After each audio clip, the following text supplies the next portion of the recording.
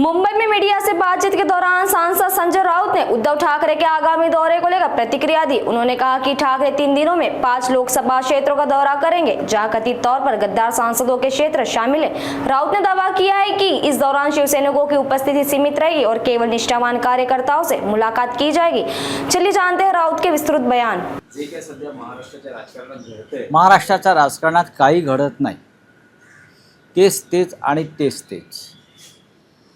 तो आता आपण सगळ्यांनीच त्याच प्रकरणातून बाहेर पडलं पाहिजे आणि इतर विषयाकडे वळलं पाहिजे. आजपासून शिवसेना पक्षप्रमुख उद्धव ठाकरे हे 5 गद्दार खासदारांच्या मतदारसंघाला भेटी देणार आहेत. ईशान्य मुंबईत ते येऊन गेले, पुन्हा एकदा येणार आहेत. पण आज ते नागपूरला उतरतील, तिथून यवतमाळला आम्ही रात्री जाऊ. यवतमाळनंतर मग आम्ही हिंगोली,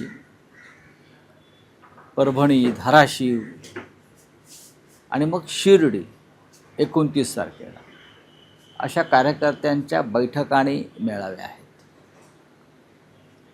ही अत्यंत म्हणजे ज्याला तुम्ही म्हणाल की 3 दिवसामध्ये आम्ही हे 5 मतदारसंघ करणार आहोत आणि त्यानंतर संपूर्ण महाराष्ट्रात जाऊ.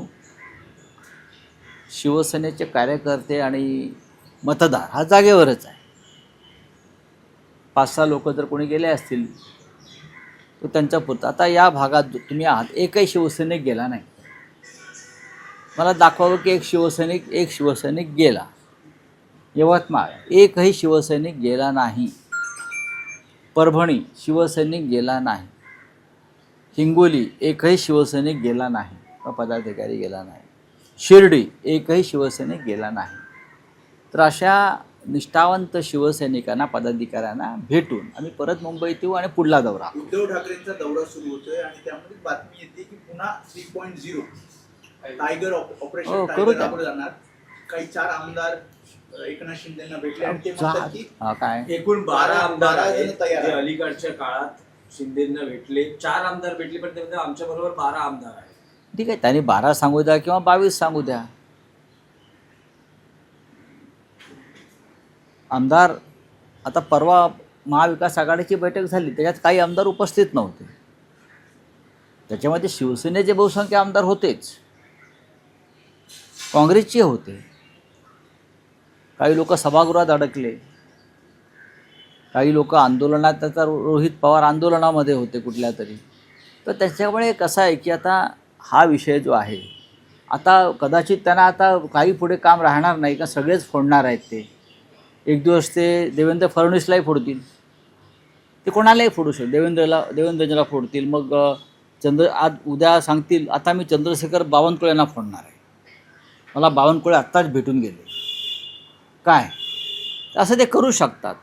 एकदा माणसाला नशा चढली, भांग गांजा फोडाफोडीची, काय मग ते काही बोलू शकतात. देवेंद्रजींना फोडलं आणि मग शेवटी ते सांगतील आता मी अमित शहानाही फोडलं आहे.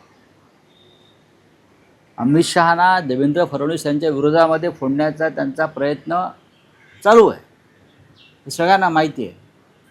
त्याच्यामुळे सगळ्यात जास्त ऑपरेशन टायगरपासून देवेंद्र फडणवीस याने सावध राहायला पाहिजे. आमचं ऑपरेशन टायगर वगैरे काय नाही, आम्ही टायगर आहोतच. आम्ही टायगर आहोत, मग ते कोण होते स्वतः ते पाहावं लागेल.